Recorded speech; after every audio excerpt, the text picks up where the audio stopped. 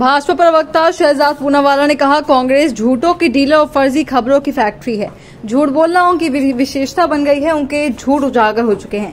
पहला कि भारत को G7 शिखर सम्मेलन में आमंत्रित नहीं किया गया, और दूसरा कि पाकिस्तान के असीम मुनीर को अमेरिकी सेना दिवस पर आमंत्रित किया गया, और ये भारत की नीतियों की विफलता है। जब कांग्रेस एक और झूठ पर है, वे कह रहे हैं केंद्र सरकार जाति जनगणना पर यूटर्न ले रही है। सरकार की विभिन्न प्रेस विज्ञप्तियों में कहा गया जाति जनगणना की जाएगी। कांग्रेस गलत सूचना फैला रही है क्योंकि ओबीसी के अधिकारों को छीनना हमारे डीएनए में है।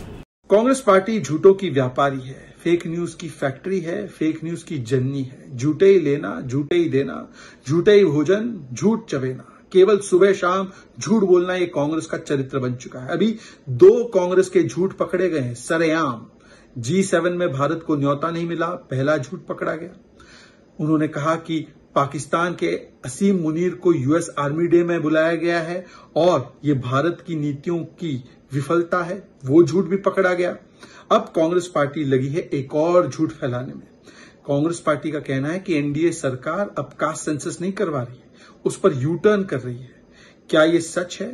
इसका भी फैक्ट चेक हो चुका है, और एक नहीं अनेकों बार, क्योंकि कल ही जो PIB द्वारा प्रेस रिलीज जारी किया गया था होम मिनिस्टर अमित शाह जी की बैठक के बाद, उसमें साफ साफ लिखा है कि कास्ट एन्यूमरेशन किया जाएगा।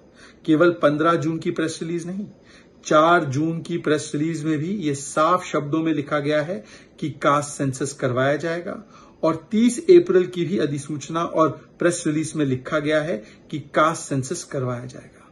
पर कांग्रेस पार्टी बार बार ये झूठ क्यों फैला रही है? क्योंकि कांग्रेस की मंशा रही है हमेशा ओबीसी समाज के अधिकारों का हनन करो। हमने देखा है कि कर्नाटका में 10 साल तक सर्वे के नाम पर 165 करोड़ रुपए जनता के फूंकने के बाद अब सो कॉल्ड रीसर्वे करवाया जा रहा है। ये रीसर्वे नहीं है, ये केवल और केवल ओबीसी समाज के अधिकारों को मारने का एक तरीका है। और वहां के मुख्यमंत्री ने भी बताया कि यह निर्णय कर्नाटका की सरकार का नहीं, बल्कि एक एक्स्ट्रा कॉन्स्टिट्यूशनल बॉडी का है, हाई कमांड का है, जिन्होंने कहा कि 10 वर्षों के बाद इतने पैसे खर्चे करने के बाद कर्नाटका के ओबीसी समाज का अधिकार देने के बदले रीसर्वे कराओ। क्योंकि कांग्रेस की तो मंशा यही है ना कि ओबीसी समाज के अधिकारों को छीनकर, SC/ST समाज के अधिकारों को छीनकर अपने विशेष वोट बैंक को दे दे।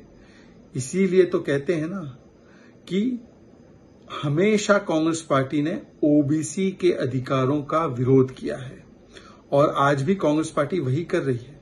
वो कहते हैं ना, झांकी रही भावना जैसी, प्रभु मूरत दिखे तिन तैसी। अरे भाई, 1951 में कास्ट सेंसस सबसे पहले रोका किसने? जवाहरलाल नेहरू जी ने। 1960s में आरक्षण का विरोध किया किसने? जवाहरलाल नेहरू जी ने। 1977 में जब जनता पार्टी की सरकार आई और मंडल कमीशन आगे बढ़ा, तो उसकी रिपोर्ट का विरोध किया किसने? इंदिरा जी और राजीव जी की सरकार ने। जब इस रिपोर्ट को लागू किया गया तो पार्लियामेंट में खड़े होकर इसका विरोध किया किसने? राजीव गांधी ने। इनफैक्ट राजीव गांधी ने तो कहा कि आरक्षण का लाभ बुद्धुओं को मिलता है। 2004 से 14 के बीच में भी कांग्रेस पार्टी ओबीसी के सारे अधिकारों को छीनकर, SC/ST समाज के अधिकारों को छीनकर मुसलमान वोट बैंक को देना चाहती थी। AMU और जामिया के आरक्षण को भी खत्म करके उन्होंने SC/ST समाज के अधिकारों का हनन किया। और आज भी कर्नाटका हो, तेलंगाना हो, वहां पर मुस्लिम आरक्षण के नाम पर ओबीसी, SC/ST समाज के आरक्षण को ही नुकसान पहुंचाकर, आंबेडकर जी की विचारधारा के खिलाफ जाकर वो आरक्षण का लाभ मुसलमानों को देना चाहती है, पर ओबीसी, SC/ST समाज को नहीं देना चाहती। यही कांग्रेस की ओबीसी विरोधी मानसिकता है, SC/ST विरोधी मानसिकता है, जिसकी वजह से उसने आजीवन कास्ट सेंसस का भी विरोध किया और आरक्षण का भी विरोध किया। और आज जिन लोगों ने हमेशा कास्ट सेंसस और कास्ट सर्वे के साथ खिलवाड़ किया है, वही लोग दूसरों पर झूठा आरोप लगा रहे हैं, पर उनका झूठ पकड़ा गया है।